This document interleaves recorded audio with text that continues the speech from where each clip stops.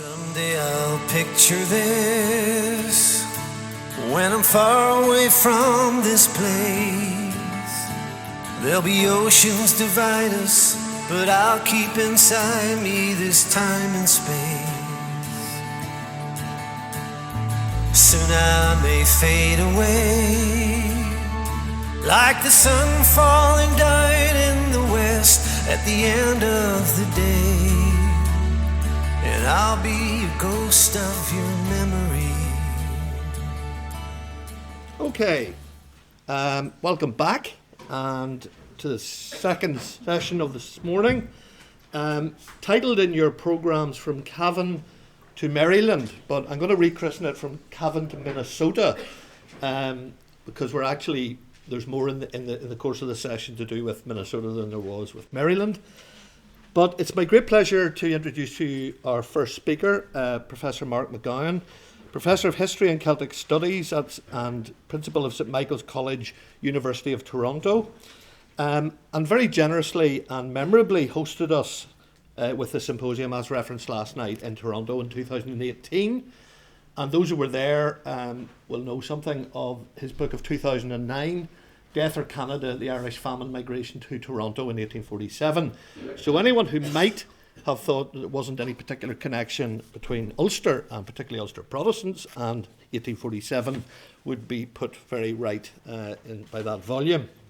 He's written widely on religion, education, and particularly on Irish migration and settlement across Canada, and we're very grateful to him for all of the information that he has brought to us in terms of insights about settlement in Canada. So, Mark, over to you.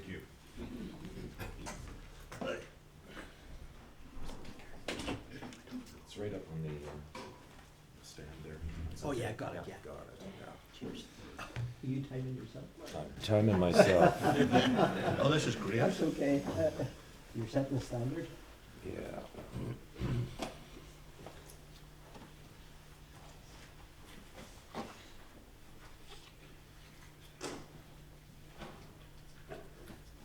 Okay.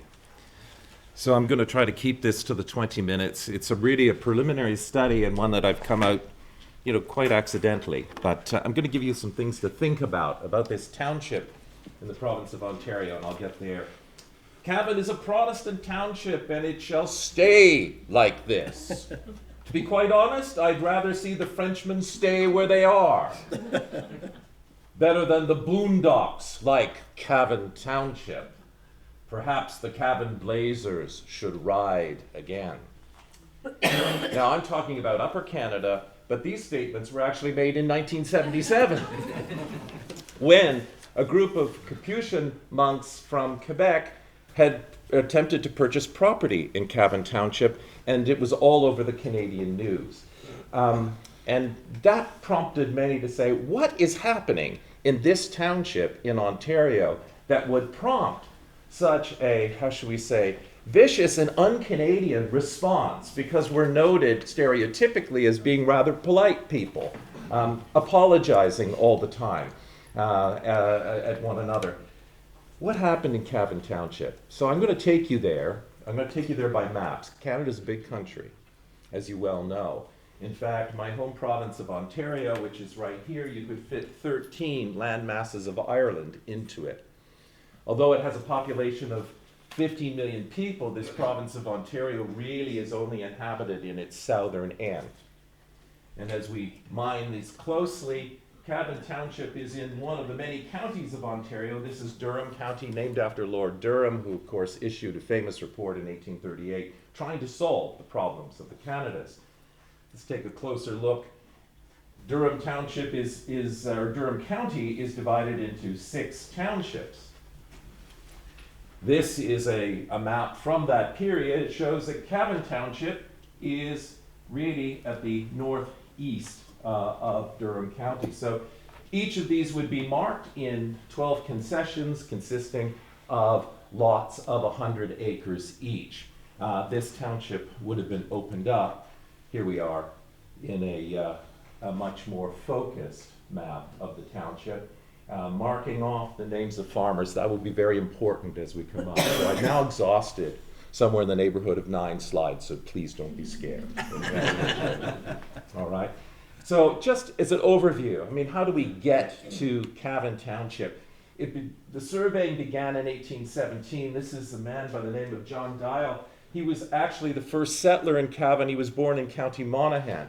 And it should be important to note that the English and the Irish who surveyed the township actually did so before they even had a treaty with the Mississauga Anishinaabe people of the region. Okay? That didn't take place until a year later, when the Mississauga ceded 1.6 million acres for the use of the Crown, and then isolated themselves on 4 very small reserves in this area. 2 of them are not too far from Cavan Township.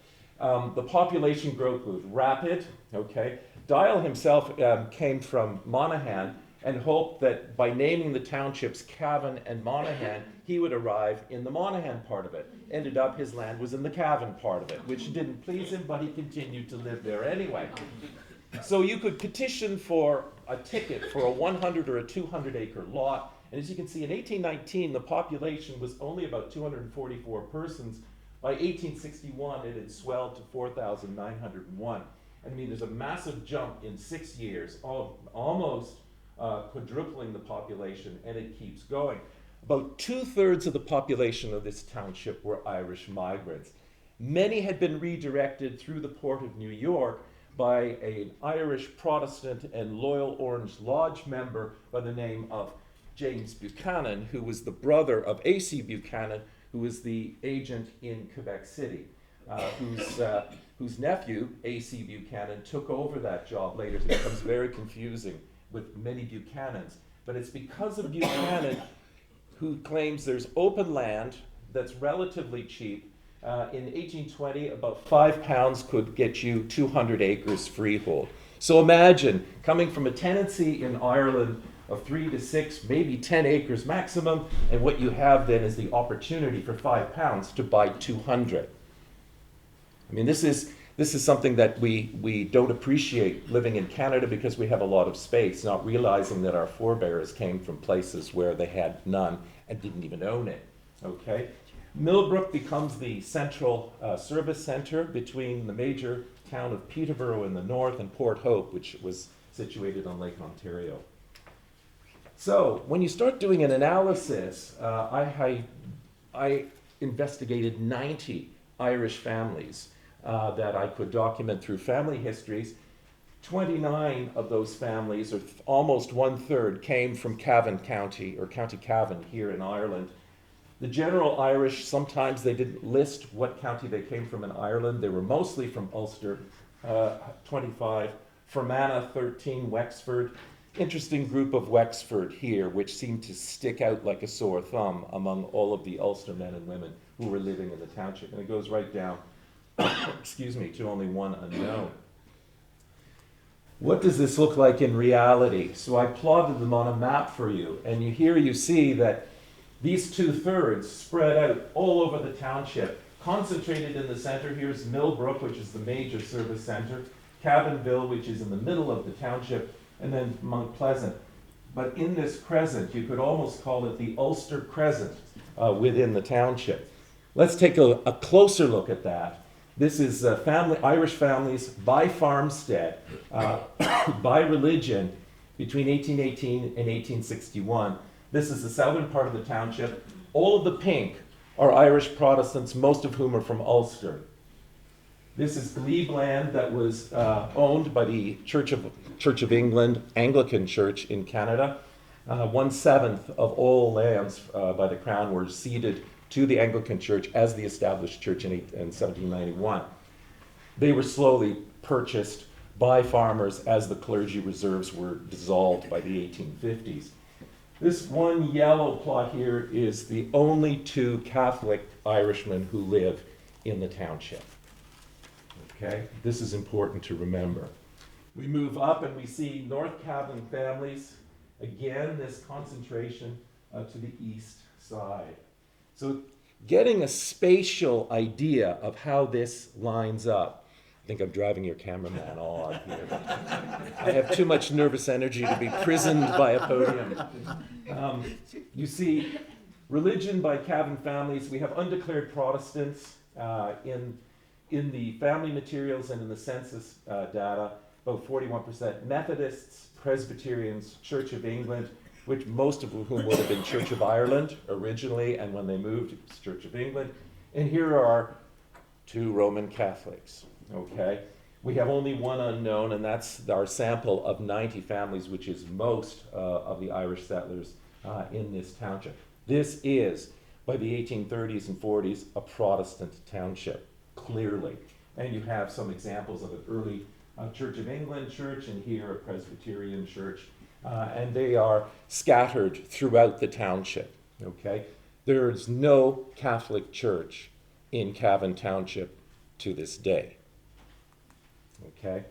So one of the things that certainly provides some attention to the Protestant farmers is in 1825, the British government has the second phase of a short-lived assistance program. The British government sponsored Irish migrants from the Blackwater district of Cork and Tipperary, and they came to the tune of about 2,000. Mostly Roman Catholics, all had to be under the age of 45 years. They were all given provisions. They were all given at least 75 acres of land, 70-acre plots or more, on a rent-to-own basis. So here you have the same scenario, except in this case the government is assisting them as opposed to the earlier Protestant settlers who were not assisted, who came essentially on their own steam to British North America. There is some evidence of settlement in the northern part of Cavan Township, but I'll get to that in a minute. So now we have an interesting scenario created. You have Protestants in Cavan, and now in Emily and in Douro and in Ennismore townships, you actually have a majority Roman Catholic. You're now beginning to see where this is going to go. Okay. The Robinson settlers are celebrating their 200th anniversary next year. It's almost as if it was the Mayflower. If everybody who claimed to be a Robinson settler in that area tried to get on board the 8 ships, they wouldn't have got out of port. Okay, so the first Orange Lodge in Durham County is actually founded, surprise, surprise, in Cavan Township by James Fallis, who was from Ulster. It's the oldest lodge in the area, but it also petitioned to parade in 1832, saying we have goodwill towards Catholics. That comes from the Coburg Star, the local newspaper. They also were an active lodge. They actually sent famine relief back to Ireland in a skillet, and we have a copy of the letter that was sent back from Robert Kelly. We have a letter that sort of confirms that it was to be distributed in Fermanagh to those in need. Interesting letters that appear. One is from Robert Kelly Jr. He's writing back home to Cavan, and he says, "In this country there are no rents, no episcopal brats of the old harlot to support. Taxes to keep up the roads and other things are trifling." Again, this idea that once they're there, migration chains begin, particularly from Cavan, Fermanagh, and Tyrone. This is, of course, a picture of old Gowan, a Wexford man who's the founder of the Grand Lodge of British North America. There was great correspondence between Fallis and Gowan. So the Orange Lodge is early, and it becomes ever so strong in the area. In 1832, there are 1,900 members of the Orange Lodge in Durham County. Remember those earlier statistics just for Cavan. And they really represent 17.7% of all Orangemen in the province at that time. This is a very strong Orange presence there. Okay, this is just, the dark is Orange Lodges in this part of the country by, as you can see, in the 1830s, they spread, and here are our proud townships here, and they all have Orange Lodges, even some of the Catholic townships. Okay, protagonist number 1. Patrick Maguire. He's one of the only Catholics living in the township. He's married to a woman who was Church of Ireland, but he's prominent. He builds a castle. They call it Maguire's Castle. He's near Millbrook, the main town, but he's prominent. He's a militia captain, lieutenant colonel eventually of the 4th Brigade of Durham Militia. And but he's sensitive to the growing power of the Orange Lodge and its potential disruption, is what he calls the peace of the township. One of the things that's interesting, my daughter Cathleen's an archaeologist, and she actually excavated this house because it burned down in the 1950s, and it's one of the few archaeological records, about 200 pages online if you want to go through the detailed reports. So it was just serendipitous that she said, "Dad, I think we're doing your castle here." No, it's not doing it. Troubles in Cavan. It's painful for me to have to inform you, and this is Patrick Maguire talking to the officials in York. As the magistrate for His Excellency's information, the Orangemen of this neighborhood walked in procession on the 13th with music, colors, and a flag, playing party tunes such as Boyne Water. Men of influence and respectability such as I should hope these are, who countenance these processions in this way, have an inevitable tendency to perpetuate those animosities instead of discouraging such party parades, which tend to disturb the public peace and tranquility of the people. When I was on my way to the quarter sessions on the morning of the 13th, I was insulted by some of this party. I am also informed by Mr. Crowley, the Catholic priest of Peterborough, that he was insulted by the same party on the 12th, who were assembled at the house of Captain Elliot of Cavan. Here's a picture, one of the few pictures we have of Patrick Maguire, his wife, who was Anglican, and his son, one of his sons who was Catholic. Local oral tradition said that all of his children were Protestant. Census begs to differ, that they were Roman Catholic. He was bringing in a priest from Peterborough for the very handful of Catholics living in the township. But it's clear that in the 1830s, he was concerned about the relations between Catholics and Protestants, should they be inflamed by the Orange Order. Protagonist number 2, John Houston from Monaghan, Ireland, okay, just a few counties over.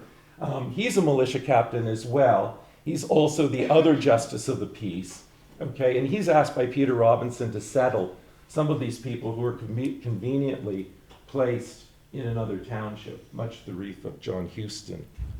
He's also a member of Loyal Orange Lodge number 40, a possible blazer. There's some incriminating evidence. The mayor of Peterborough in 1830 said, "I don't want any of your people up here to disturb St. Patrick's Day celebrations." Also, he engaged in electoral violence and actually hit a Methodist circuit rider and killed him. But he got off with a slap on the wrist from friendly Tory sympathizers in the local courts. Maguire, Houston. So, who are these blazers anyway? Get to the point, McGowan. Who are these blazers? Well, it's a secret society and we simply don't know for sure. The best evidence we have, is written in 1937, almost 100 years later, when Mary Sloan Eakins writes, "No written record exists of the origins and exploits of the Cavan Blazers. They don't even really know in the oral tradition how they got their name. But we do have some names by hunting through letters. Grandy, Moore, Swain, Walsh, likely from Wexford, Howden, McBain, Staples, Reynolds, Brown, Baxter, Barry, Dawson, and the list goes on of the ones that we can identify. They seem to be concentrated in that northeastern crescent of the township where they seem to be more pressed by potential Catholic incursions in the township. They do have strong ties, all of these men, to Loyal Orange Lodge number 40. We don't know the name, but locals, including an Anglican minister, writing much after the fact in 1871, he said in 1853 they were just lawless banditti. So here's where we think most of them will reside. What are they doing? Well, again, Canadian Methodist Magazine, 1878, oral tradition remembered. "I see him once with Jim Crowther and them fellows from Cavan. Cavan Blazers, they used to call them, and a pretty tough fellers they were. Swore they'd break up the camp meeting." Oh, that's interesting. They break up Methodist camp meetings. Active vigilante police force, as identified by some, in many ways reflecting some of the agrarian tactics in Ireland of white boys, People Day boys, defenders, and the like, and using those tactics. Stray cow comes on the Presbyterian steps and leaves a deposit, that cow is punished, as is the farmer, by the Blazers. Someone charges too much on a Cavan road for toll. The Blazers seem to tie him to post upside down as a lesson, and then burn his toll booth down. Okay, so depending on who you talk to in the township, the Blazers have a different meaning. They're defenders. But life is violent on this frontier. I went through the court records, and you see James Doris emigrated from Fermanagh, 1824, settled in the township of Cavan when that part of the country was almost a howling wilderness. After the resident of 10 years among the Blazers, Mr. Doris removed to Otonabee, which is to the north. The rape of Mrs. Martha Killenbeck, alleged by John Snowden, merchant, Millbrook, and that's from an affidavit. Violent assault and rape on the front. These are just examples when you go through the assizes. Samuel Ferguson assaults blacksmith Daniel Finnegan with an intention to kill him in 1830. This is a violent part of the Canadian frontier. So we shouldn't be surprised that the Blazers often take the law into their own hands. Okay? John Nolan, who's an Englishman, converted to Catholicism, actually attempted, we think, to bring Catholic settlers around his shop in Cavan town in the middle of the township. And it's there where we have no written evidence, but oral tradition that the Cavan Blazers burned them out. I'm almost there. Yeah. Okay.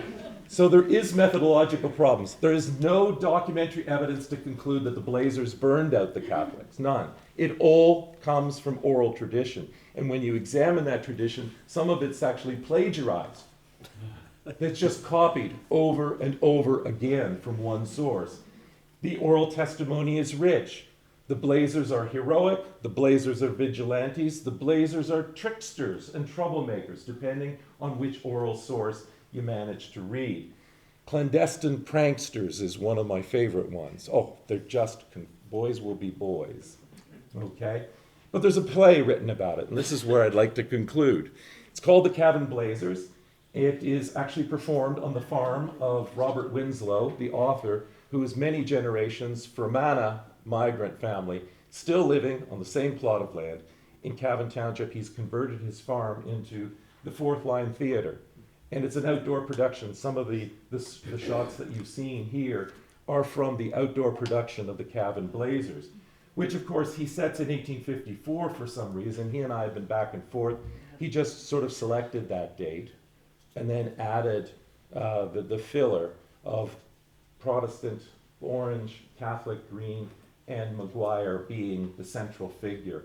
He admits he took poetic license. I would say if any of this burning activity took place between Catholics and Protestants in this township, it was likely in the 1830s, when we seem to have sufficient documentary evidence to suggest that there was trouble, and Maguire reported it to central authorities.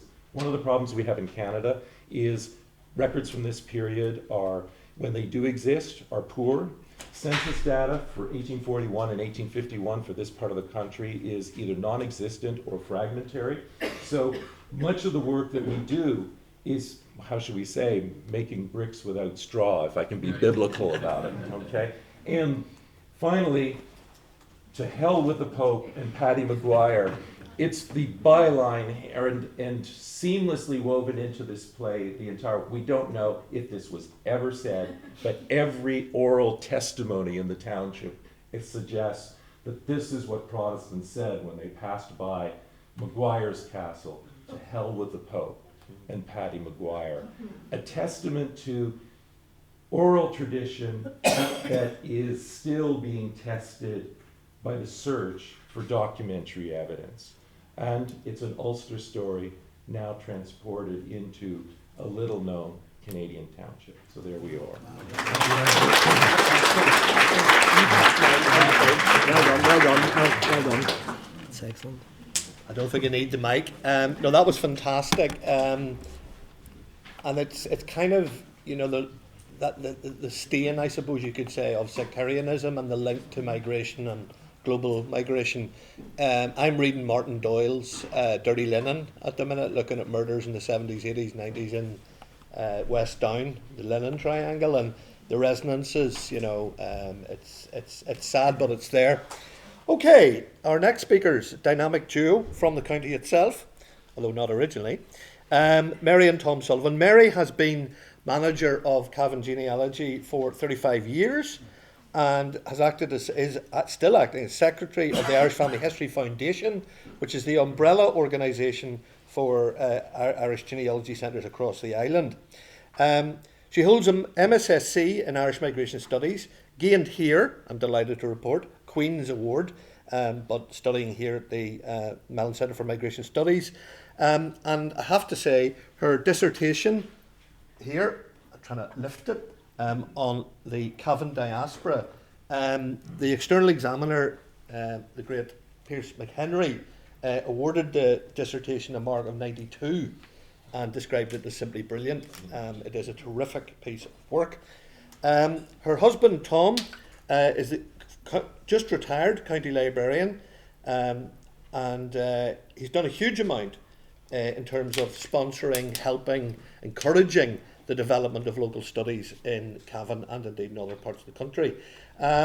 His particular focus in his dissertation, which again gained a distinction, was looking at religious personnel, Catholic missionary effort from the county of Cavan. So I give over to both of them who are going to explore aspects of the Cavan diaspora.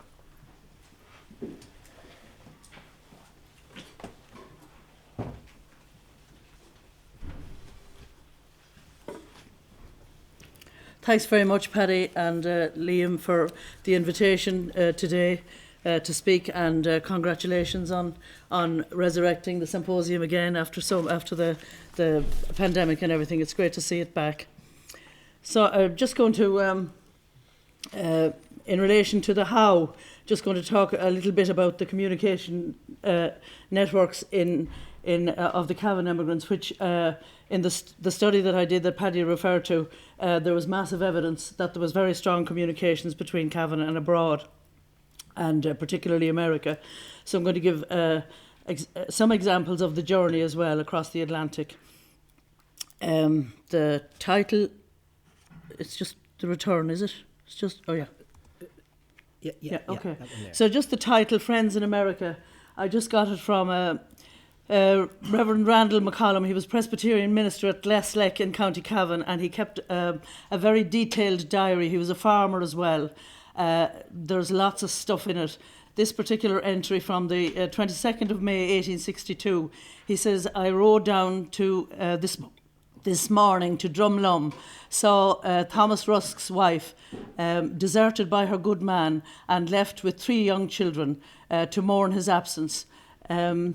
He has gone to America, and nothing more, all about Drumlum House is desolation, nothing more for her but to fly to her friends in America. And my mother used to use the phrase for relatives of ours, friends. They were friends of ours. I don't know whether it's a thing up here, but certainly it's a phrase that people would use to refer to relatives, really. And I would say there were always friends in America. So just looking at the Cavan Diaspora Archive, which we call, Brian referred to it earlier, Brian Mitchell, earlier on, the people that have been making contact with us since we started the Genealogical Centre back in 1980, at the end of 87. And so it's thousands of inquiries, and they generally provide information on the place of origin in the county, religion, age at departure, destinations abroad, marriage patterns abroad, labour, mobility of immigrants, and of course the stories of success and tragedy. And as I say, they illuminate the statistics. So you can have all the statistics in the world, but it's wonderful to see a picture, hear a story. Brian was talking about the thousands and thousands of stories that we hear every year. So apart from the study that I did in the past, it's an ongoing study because we're getting new information all the time and rooting through the old stuff that we have as well. So the wonderful thing about today as we move on, that you can corroborate with the genealogical database and so many other sources that are online. Just some of the findings: the 18th century emigration from areas in northern Cavan where the skilled linen workers had already moved from other areas of Ulster. The places of origin in County Cavan, this was something that surprised me, I suppose, that they remain consistent over time, both in the 18th and 19th centuries. The same parishes keep coming up with the most emigrants. Then Protestants and Catholics almost equally distributed in the outflow. The movement well underway before the famine, the evidence was there. I just have a phrase in there because they could, and just we look at that when I look at some of the how. So just to look at some of the numbers, pre-famine, about 50,000 and 30,000 of those transatlantic. But in the famine decade, 45 to 55, about 77,000, and between 56 and 21, when we had more accurate statistics, about 122,000. Family groups, single male, siblings, cousins, staged or gradual, and the top destinations. The famine emigration, very diverse, and again, famine. The sort of the original study that I did, I would have said about 64% had evidence of the presence already abroad, but in the later study, would be about 73%. And again, I'm going to mention something about the self-perpetuating nature of emigration. This is just a letter from Nicholas Connaughty, Bishop of Kilmore, to Cardinal McGettigan in Armagh in 1871, where he says, "My dear Lord Cardinal, I was never more surprised," and then he strokes it out, "I was never more thoroughly surprised than to hear that Dr. Brady died wealthy." Dr. Brady was the first Bishop of Perth in Australia. However, it appears there is no doubt about the matter. The reason I included that, I had a series of those letters. I don't know why he was surprised, because our evidence, certainly about priests and their money and remittances generally in letters, is very strong. So I'll just hand over to Tom to talk about the missionary priests just for a minute. Yeah, there's a tranche of letters from Father McManus from West Cavan to his family, where there's lots of evidence where they were writing to him looking for money. They had about 10 acres of a farm rented in Corla, and they were constantly writing to him looking for the rent. And at that time, I would say probably a pastor in the 1860s, 1870s in America was pastor on about $600 officially a year, and an assistant pastor $400. But from the evidence of the letters, it would suggest that Father McManus was sending home the equivalent of his full year salary plus more. So it just shows the access that priests had to, or pastors had to money in America, officially and unofficially. Father McManus also bought the tenancy of a neighbouring farm for £150 back in the 1870s, which again shows the evidence of the money. So just another example of how that might happen was that the first Archbishop of New York, Father John Hughes, who came from our here in this county, was noted to be a great man in every respect, but not in financial administration. So it just shows that slippage occurred. And it also highlights the fact that the clergy in America, if they wanted, had access to a lot of funds. And just looking at the two wills there, they were both priests, natives of Virginia in County Cavan. One of them had $75,000 in his will in 1909, the equivalent of $2.4 million today, which is an enormous amount of money. So just to look at a few of the, to look at the how, a few of our diaspora. So this is Patrick McCabe. You see him there in the 1821 census. I just have it highlighted. His father is Terence, mother Mary, and he has a brother Michael who we'll come across later on as well.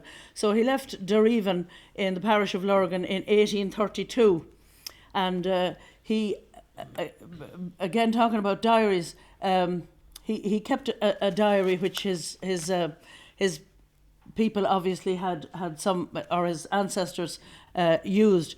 So he talked about his trip from Quebec through Lake Champlain.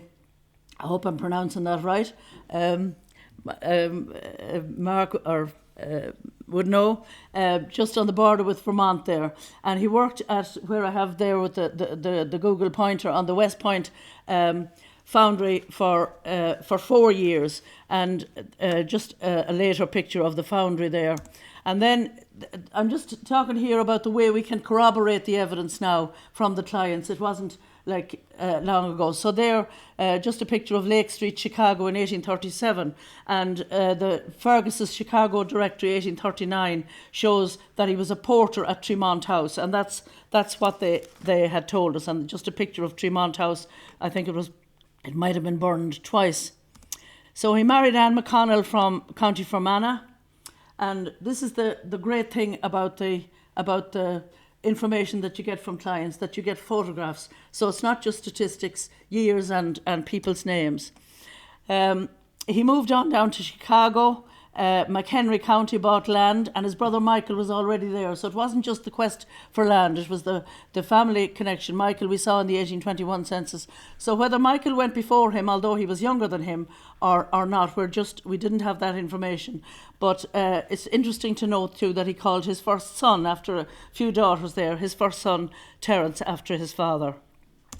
And then just one of the obituaries said that at the top there says that he lived to be 102, but there's the ages in the various sources are not consistent. So just an excerpt from his will. I give, bequeath and devise to my son Patrick McCabe the balance of my land situated in the town of Heartland, subject to the following conditions: that all of my daughters shall make their home and derive their support on the homestead during the time they remain unmarried, also to have the exclusive right to the use of the front parlour and the bedroom attached. So just a quick look at William McCartney, just age 14, and his sister Elizabeth, who was age 10 when they went to Cataract, Caledon. And I think I certainly in the earlier study I had found, as Mark has shown, a huge emigration to Peel and all those counties that Mark referred to. Caledon, I think there was a lot more Catholics in, but William and Elizabeth were Presbyterian. And I had a job to find Silver Creek. It said that they went to Toronto under the ship's captain, and then Elizabeth was, she was 10 years old. She was given a ride in front of the mailman on his horse as far as Silver Creek, and they were met there and brought to the Cooper family at Cataract. And there's a later letter from their mother mentions the Coopers and asks how they are. So there's a huge amount of information and family information in that later letter. So then just to look at another family, again, another diary, wonderful thing, a memoir, Memories of Peter Brady, Curravat, Glangevlin. And he gives a detailed description of the day they left, the 18th of March, 1847. He went with his father and 5 other children, and I have the ship that they went on as well. I have the passenger list, and I think there was 2 other relatives with them. They walked to Drogheda. It took them 5 days to walk about 90 miles from Glangevlin. They got to Liverpool on the 24th and left on the same day. On the same date, he said they were on the ocean for 35 days, and it matches the passenger list exactly what he says. Now, just down at the bottom, I see that Simon, one of the younger children, was missing in 1854. His father, also Simon, put in an ad in the Boston Pilot seeking information from him. That it said when he was last seen, he was seen in New Orleans, but he was found because I found information about him afterwards. And that's just the family going there in the Acadia in 1847. I'm just going to leave the next slide because I'm probably running out of time. Are we doing? Okay. So this another memoir. The memoir of Mary Jane Hill and Robert Anderson, and everybody should do a memoir. It's just the best thing. It's just to leave for your descendants, because this is packed with information, packed with genealogical information. I'm sure she didn't intend it like that, but it's a wonderful picture of her. She lived to be almost 100. She said, after we were married, Father, this is her husband, Robert Anderson, Father would have gladly divided his farm with us as he had no son, but farms were made larger, not smaller. 3 of the older Andersons were already in America and prospering, and it was inevitable that we should follow. So there's I followed her. She gives a lot of detail about her childhood and her girlhood and going to school and all that when lots of people weren't able to go to school. And they didn't have to go. They were quite well to do. So it was the self-perpetuating nature of emigration is very evident here. They went because there was other people there before them. We travelled all day a distance of 30 miles before reaching Dundalk, where we took a boat for Liverpool. An old man, Jemmy McGivney, who had been a servant in my father's house since his boyhood, which took us and our earthly goods. Jerry the little horse was a great pet in the family, and when I left him, knowing that he was the last thing connected with home that I would see, I kissed him on the cheek. Spent the night sitting in a lifeboat on deck. Everyone around us was in a different state of seasickness, and we found the lifeboat the cleanest and most comfortable place. Reached Liverpool in the morning and spent several days with Robert's cousin, William Brakey, waiting to get passage on a boat that was not too crowded. So again, more family connections already in Liverpool. Sailed on the 8th of August 1850, and I just noticed, I found the manifest again for her and Robert, and there was a woman that was just beside them on the manifest she had 7 children, ranging, she was on her own, she was age 40, ranging in age from 18 to an infant, and the infant died during the journey. So obviously Mary Jane was witness to all this. It took 6 weeks and 3 days to reach New Orleans. There were 300 passengers. Our journey from start to finish was not delayed. Once the cookhouse on deck caught fire and it spread to the sails and ropes. The captain was wild and the sailors in confusion. Sails and ropes were cut and dropped burning into the sea. So then she talks there about we were sitting on deck one afternoon, and this was late in August, and the weather was as calm and beautiful as any day I ever saw, when the captain came out and with that awful voice of his shouted at the sailors. They scampered and fairly flew up the mast like birds. I just want to get out of that. Right. The ship was in full sail, and in an incredibly short time they had the sails all rolled up and tied securely to the mast. Before all the passengers could get below deck, the waves were rolling over. The storm raged all night and until the afternoon of the next day. Oh, I couldn't describe it. It was terrible. Then she talks about nobody thought of eating except a steerage passenger who took his frying pan up to the galley, which was on the first floor. As he was going back with his dinner in the frying pan, he passed us and said, all the while holding securely to the pan, "The ship has sprung a leak. Get to your knees, all of you. It may be at the bottom in 20 minutes. The carpenter is coming down to see if he can mend the hole." Sure enough, in a short time he did appear with his lantern and tools and disappeared into the lower regions. Everybody believed the man. All the time the storm was raging, boxes and trunks and various objects were flying back and forth across the decks and endangering the sides of the ship and the passengers. After the great storm was over, the sea was rough for a day or two. So then she talks about landing in New Orleans. There was, they came out with fruit in little rowboats while they were waiting for the tide to come in. They came out with fruit to the passengers. So then they were brought in by the tugboat. They were brought by riverboat. They were going to Galena in Illinois to Robert's brothers. Firstly to an aunt of his and then on to his brothers. So this boat had an engine. They were going up the Mississippi. I don't have a slide for it because I was doing it afterwards. So just to give you an idea of the journey from New Orleans to Galena in Illinois, 1,053 miles by riverboat. So the boat had 2 decks, a kitchen and dining room on the upper deck. Everyone did their own cooking, getting supplies when the boat stopped at the towns. A woman warned her about not eating any uncooked food and only to cook what was needed for each meal, as cholera was still rampant. She said they followed that advice and didn't succumb.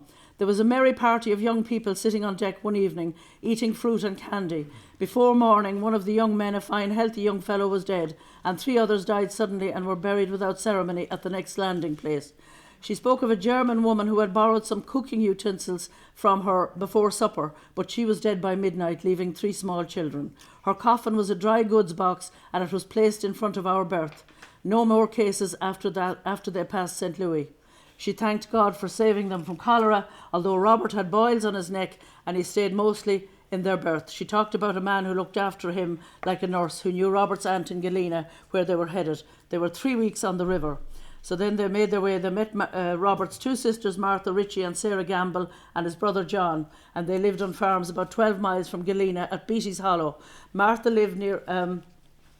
Mary Jane went from there to Martha's while Robert stayed in Galena. She described the ride on rough and frozen roads on a lumber wagon. She got on her knees and clung to the sides as she feared being thrown out. She suffered greatly and was delivered of her first child that night. Robert being in Galena, I went through the ordeal as best I could. That was the 7th of November 1850.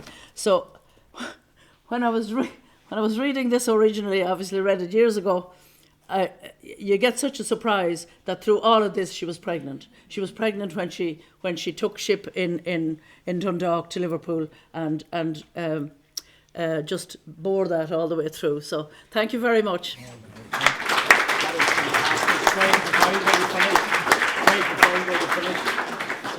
Brilliant job. Thank you.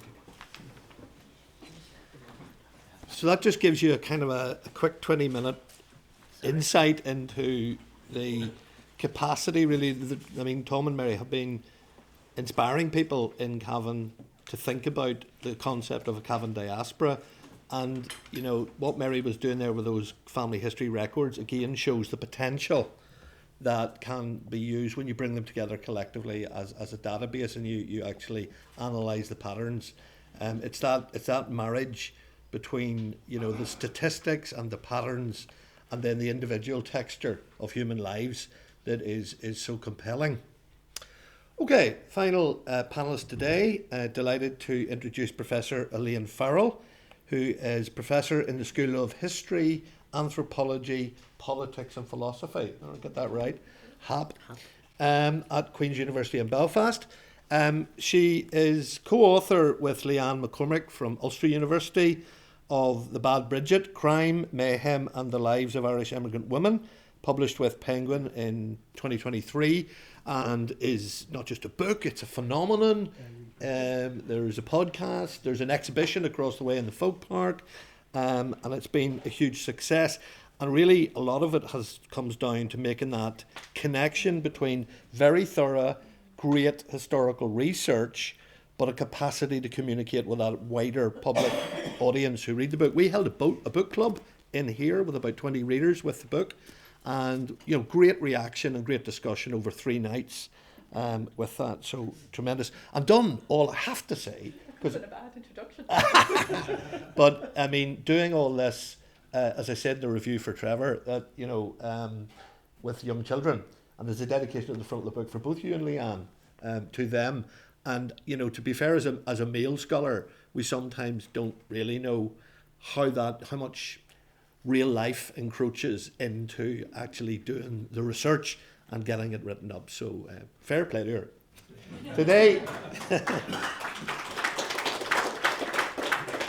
Today she's going to talk to us under the title, "Me and my 3 boys will do our endeavours to give every satisfaction. Applications for the Sweetman Catholic Colony, Minnesota in the 1880s. Elaine. Lovely, thank you very much. Oh, sorry. And actually that dedication, the proofs came and the baby was not born. So we were kind of waiting of like, oh, at what point do we send in the proofs? Because I didn't know what her name was actually going to be. So I'm delighted to be here. Thank you so much to Paddy and Liam for having me. This paper emerges from research I'm doing at the moment on gossip and secrets in 19th century Ireland. So if you've got any cases, feel free to let me know.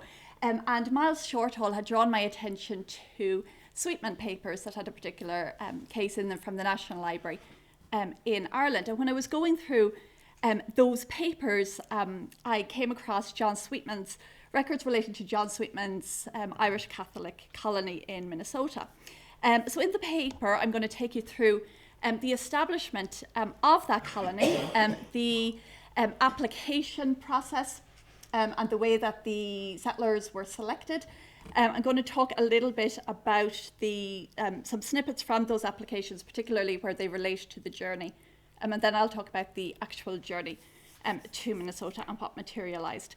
So what I want to do is highlight the richness of the successful and unsuccessful applications, despite the fact that they were written with a very decided aim in mind, and that was to get free or a subsidised passage to the US. So thinking about the establishment then. So in 1864, Bishop Thomas Grace established the Minnesota Irish Immigration Society in St. Paul with the local priest, Father John Ireland, as president and Dylan O'Brien, who was the editor of the Catholic Northwestern Chronicle, as secretary. So the society aimed essentially to encourage Irish migrants to settle in Minnesota. In 1876, John Ireland, who was by then bishop, established the Catholic Colonization Bureau of St. Paul. Bishop Ireland was from Kilkenny. He had emigrated with his family in 1849. He was ordained in 1861, coadjutor bishop in 1875, and then archbishop in 1888. He was described by a fellow archbishop as the consecrated blizzard of the Northwest, which I love. So Bishop Ireland bemoaned, and you can read it there, the comparative poverty of the Irish people in America is a matter of public notoriety. It's a lamentable fact. There are hewers of wood and drawers of water. Go to where the hardest work is to be done, you find Irishmen burrowing in the mines of Pennsylvania, wasting away their lifeblood amid the never-ceasing din of industrial machinery in New England, strewing with their corpses lines of railroads or canals. In large cities, the tenement quarters are thronged with them, a family striving to breathe in each room of a building 5 stories high, crammed with human beings from cellar to roof. Bad ventilation, alcoholism, sad to report, are impairing fearfully the general sanitary status of the Irish people. So Bishop Ireland was convinced that getting the Irish immigrants out of these tenements and out of these overcrowded cities of the East Coast was the answer. And so the Bureau continued to sell land to Irish migrants and try to encourage them to come from those cities to Minnesota.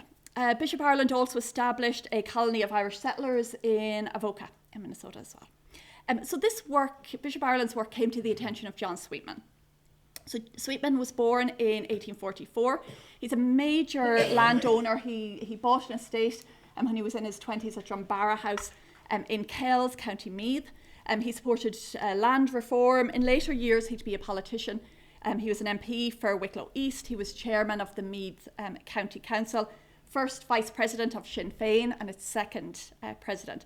But at the point where I see him, when he's kind of looking towards migration and these colonisation schemes, as they were called, he's in his mid-30s, he's unmarried, and he's concerned about the prospects of Irish men without farms of their own in Ireland. So in the spring of 1880 then, Sweetman went to St. Paul, interested in establishing his own settlement scheme. He visited Bishop John Ireland, and in his diary, Sweetman wrote, "He spoke very strongly to me of the dangers Irish emigrants ran by remaining in the large cities from the temptations to drunkenness and vice of every kind. Much better, he said, that they should starve in Ireland." So Sweetman also wrote in his diary, "I was much pleased with the prairie round Minnesota, a fine rolling prairie." And so he settled on a location in Curry, in Murray County, just on the bottom there, and for his own colony, very near Bishop Ireland's Avoca colony, if you can see that on the slide. He established the Irish American Colonization Company, purchased land, which was then divided into 60 farms of 80 acres each, intended for 60 families. So the idea was that Irish migrants would pay their own way. Then they would get a farm and supplies at a very low interest rate, which was payable over years. So it wasn't meant to be an assisted emigration scheme. It was meant to be, you pay your own way there, but we'll give you the land and supplies, which you will pay back with interest over several years. Bishop Ireland wrote to Sweetman, "With God's help, we will make Murray County a little paradise for Irish Catholics." And so the selection process began late 1880 and 1881 and continued into 1882. It was advertised widely in Ireland across local national newspapers and also abroad, particularly in Catholic periodicals. And the letters then, the applications followed. 806 letters or applications survive, with addresses from across Ireland, but also Britain, the US, We've got Belgium in there, France is in there as well. I've transcribed them all, and the document is more than 100,000 words. If Sweetman liked what he read, he would tell the author to fill out a form which he had designed. And the forms look like this. So 143 forms survive in the archive relating to 704 individuals from 14 counties of Ireland, predominantly Meath and Cavan. There's also some applications from England and Scotland. Of these, 69 received a positive response, and of those, 65 families emigrated. 72 applications were unsuccessful. An additional 2 don't have any decision noted on them, but they were probably unsuccessful because there's no landing record for those families. So among the applicants was Margaret Jane Fay Alstoun. So she wrote from Brockhurst Cottage near Lettersworth in England. In my quiet parlour, before a blazing fire, I've been reading this Saturday evening, 4th of November, it's probably 1880, the notice of the Sweetman Colony. I sit here and try to imagine that Western house. I wonder if I shall ever see it. I am by profession a writer, and through magazine sketches and serial stories earned a competence, but lost every penny some years ago by the failure of a bank. One by one, all whom I loved have been taken from me by death. Since then I have existed, but I have not lived. I know the eastern states of America well, the middle, the southern, the western, as far as Chicago. I'm equally well versed in England and Scotch and Welsh, life of all kinds, high, low, city, country. I know the continent well, have lived in Egypt, also Bermuda. In a word, there are few countries, classes, or conditions of life unknown to me. If I could come to the Sweetman Colony, could I buy a very small place, and she underlined small, a small house, secluded, also underlined, a little apart from the others, and among trees, underlined. And having done this, would there not be an opening in such a colony for my professional work? Why not a Sweetman's magazine, which, with an interesting serial story, stirring sketches, poetry, etc., should be gotten up cheaply, which would be the means of bringing in cultivated, intellectual people to join it, till there was no room for more. Tonight, reading of the new world you are building up in the West, it seems to me there I too might find a new sphere for effort. And in writing this letter, I leave you to answer that question, and I place my future in your hands, for it will be entirely shaped by your reply. I don't think Sweetman ever replied to that letter. And it's not really surprising because Alstoun was not at all the desired applicant. She was female, for one. None of the 69 applications had a female head, none of the successful 69 applications had a female head of household. But on the other hand, the absence of women didn't matter. A hopeful applicant, John Cosgrove, wrote from Wigan in 1881, "Sir, I have received yours of the first inst, and I am thankful for your kind consideration. I do not consider it any obstacle to be without a woman. As I have done without one for the last 8 years, I assure you I can do without one now." So John, his 3 sons, aged between 15 and 20, and a labourer friend, sailed in March 1881. Alstoun had no farming background, and her skill set and her desire to be apart from all of the other settlers likely didn't instill confidence.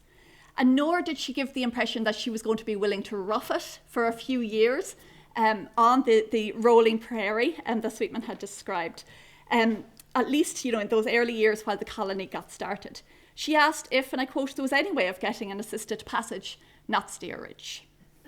So John Cosgrove made a much more convincing case. He pointed to his skills, his willingness, and he says, "Should you select me, I assure you that both me and my 3 boys will do our endeavours to give every satisfaction and pay off the debt that will be incurred as soon as possible." Another applicant, Eugene Michael O'Reilly, likewise pointed to relevant skills. So he applied in 1882 from Sunday's Well in Cork. So he was applying on behalf of himself, his wife, and 2 teenage children. And he explained, besides the usual knowledge of farming, butter making, stock raising, the applicant has had the practical experience of fruit growing, grafting trees, horticulture, and has frequently grown Indian corn here. He noted in another letter, a farmer's life in a new country must of course be rough for several years, but with energy and perseverance, most of the difficulties will be conquered. My son and myself are anxious to work and have never known a day's health. So quite different from what Alstoun was presenting. Other applicants emphasised their poverty in a bid to get a positive response. So Michael McHugh wrote to Sweetman from Athy, having seen an account in the newspaper of your goodness in offering a home to industrious Irish families on your estates, I would be gladly one of your number, as I cannot get employment at home. Myself and my family are in black poverty, and we must starve or go to the workhouse if something is not done for us. A policeman in Lancashire, Michael Cahill, he wrote in April 81, I appeal to your generosity, not for my own sake, but for the sake of my children, that I may be able to make a home for them. Bringing up children in this country, there is little to be spent out of my wages. I would have more means, but paying rent for my poor mother in Ireland, it has kept them in the background. Now, Alstoun explained that she had converted to Catholicism, but Sweetman did say in a letter to another applicant that actually it wasn't necessary to be Catholic for his Catholic colony that he was setting up. Religion was specified for 570 of the 704 applicants, so all but 21 were listed as Catholic. And despite what he said about religion not mattering, none of those applicants were actually successful. Whether or not that was to do with religion, I don't know. The average age of those who listed on the forms was 19.75. Heads of household were on average 34.95. So it is younger individuals. The average age of the successful heads of households was slightly higher at 35.19. So thinking about the applicants themselves. So in addition to petitions and pleas for assistance, the letters point to anxiety and uncertainty about what awaits in Minnesota. Letter writers ask all the time about the climate, about the state of the farm, whether the house will be built or what condition it'll be in, and about the local area. James Kelly, who was from Wexford, asked, tell me, would I be in any danger travelling at night to be robbed or killed? Now, others expressed concern about the journey. Eugene O'Reilly wrote, my wife does not fear the sea voyage, but someone has alarmed her about the railway. In 1883, Anne Farrell wrote from Cavan, Sir, I take the liberty of sending these few lines to you to know will you have any passengers going out to Minnesota, as I don't like to go with myself on so long a journey, and if there will, I will go. Please God, with them, I will go, and if there will, I will go, please God, with them, hoping you will excuse this liberty. Now, Anne Farrell, so she's writing in 1883, her son Bartley had emigrated as part of the scheme. So it seems in this case that she's following on afterwards.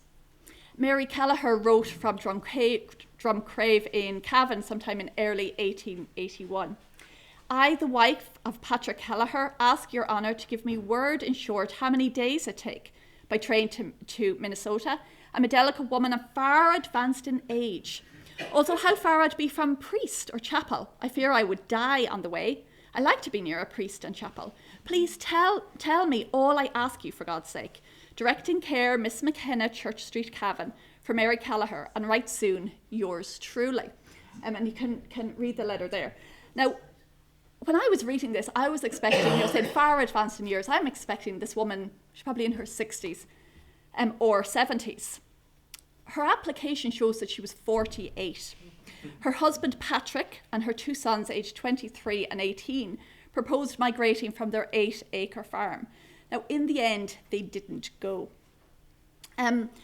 It's perhaps noteworthy that all of the fears around travelling noted in the records relate to women and women's fears.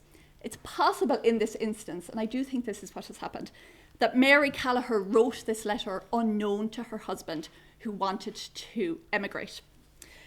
Potentially because she wants to dissuade Sweetman from actually accepting them. And that is the only letter she wrote, and there's several, from her husband. So that's the only one in the records. So Edward McKeown wrote to Sweetman around the same time. I've carefully read your pamphlet and considered the offer very good, but I cannot induce my wife to go at present. She thinks the children too small for a while longer, as the winter is so severe in that country. And moving to Minnesota, I think those letters where people are changing their minds, I think they give a real insight into this is a huge undertaking. And even though many of the applicants note the presence of family and friends in the US, the vast majority of those are in eastern cities. So that's what potential Irish migrants are familiar with. Going to Minnesota would have been quite different. So what was the journey like then? So his plan, Sweetman's plan, was for the group to travel together from Cork to New York, then to Chicago, then to Mankato, then to Avoca, where they would then pick up their oxen and wagons and travel on then to Curry. But the group had to delay leaving Ireland because of snow in Minnesota. So Bishop Ireland wrote to Sweetman in early 1881, "We have had this winter most extraordinary snowfalls, such as the oldest settlers in Minnesota have never before witnessed. Murray County has been positively inaccessible for 2 months. Some of the houses are not completed, the contractor not being able to get lumber." And when you see that picture, you can see the level of the snow. It's no surprise that the houses were not yet finished. So Sweetman alerts his migrants, there's going to be a delay, you're going to have to hold back. And John Conroy replied, reassuringly, "Yes, that's okay. I've had a letter from my son saying it was the most savage winter they had in New York for the last 12 years. But Charles Tormey and Bartley Farrelly, they write from Virginia and Cavan. "Sir, I received the pass tickets all right, and also to see by them that we are not going in till the 24th. And that is a long time for us, as we are out of employment, on account of us thinking we would be going on the 9th of March. But that was not your honour's fault. It could not be helped. So in the name of God, we will be ready for the 24th of March. So the letters are also showing that people have sold up their furniture. They've sold up everything that they have. They're ready to go, and now it's delayed. And some of them have nowhere then to go for several weeks. And so the group was ready for the 24th of March. The group that left Ireland from Minnesota comprised 43 families, 191 men, women and children, and 3 families joined from England. So John Ennis, who was from the Allen line, wrote to John Sweetman on the 24th of March, "All your colonists sailed today by the Caspian, quite happy and contented." So they arrived in New York on the 8th of April, and there they were met by the agent who took charge of them. Now, I haven't come across yet any letters from the migrants themselves about what their journey was like, but I do have a letter from that agent, and he says, you can read there, "The emigrants make great complaints of their treatment by the crew and steward of the Caspian. One poor fellow had his foot sprained and says he was refused surgical or medical treatment. The food was abundant, but even in their eyes was bad and illy cooked. The kindest epithet the crew and stewards had for them was Irish pigs. I think Mr. Sweetman ought to be notified of these things and transfer his business to some line that will treat his people like human beings. Allowing a little for the exaggeration with which our people are accustomed to recite a wrong done them, I don't think they have been as well treated as they ought, and certainly not as well as they would have been on many of the other ocean lines. I write now at 10 a.m. The emigrants are at 42nd Street where they are having breakfast. I've their baggage transferred, and I've a trustworthy man to take them over to the other side. I've given an order for the filling of their baskets, and they will start okay tonight." But despite delaying leaving Ireland on account of the weather, the group was then delayed in Mankato for 3 weeks due to flood damage to the bridges. So essentially, all of this snow melting has risen the water levels and washed away many of the bridges, so they can't actually get there. So they eventually travelled on the 8th of May by a special train, which was made up of 7 caboose carriages, because it wasn't able to take the passenger carriages because of the weight of that. The delay in Mankato had cost Sweetman $840. So within a fortnight then, they're all on their farms and living in their 14 by 18 foot frame houses. And another 20 families then joined the following year. So to conclude then, in the end, Sweetman judged his colony to have been a failure. And certainly it was a financial failure in the first few years. In 1883, he wrote that of the 61 families he brought over, 25 had left. He concluded that men taken at haphazard will not succeed in Western farming. So he blamed the loneliness of the prairies and the high wages it promised in the cities, and therefore that was proving so much of a temptation. And he also blamed his own generosity. He said of the group that travelled in 1881, the fact was too much was done for them, too much spoon feeding, and they became discontented like spoilt children. So in his analysis, Sweetman also noted the trouble with the letters and the applications. So he says, people would profess to be anxious to settle on farms for the sake of obtaining a passage to that paradise of an Irish labourer's imagination, the United States. But having arrived there, they would not remain on their farms, but would go to the cities for the sake of escaping the debt incurred for their passage. But despite Sweetman's perception that the letters and the applications are not necessarily truthful, I think they also offer some kind of insight into what the reality of life was for people who were living in Ireland at that time. We see the poverty-stricken circumstances, family dynamics are coming out as well, migrants' hopes, fears for their journey, and the anticipation of what they might actually find in the prairies. Thank you very much.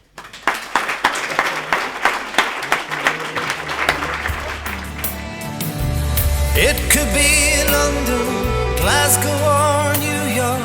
You pass me by on the street, like a word on the page, fading with age, that I've written but no one will read.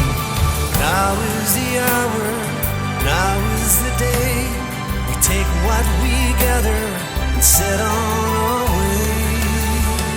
And hope for what's better, that's what people say, but words can't do nothing to keep tears away. Come by the mountains, cross over the streams, walk in the footsteps of others who've dreamed. Take your bag from the fire, your coat from the door, keep a light in the window. Take your bag from the fire,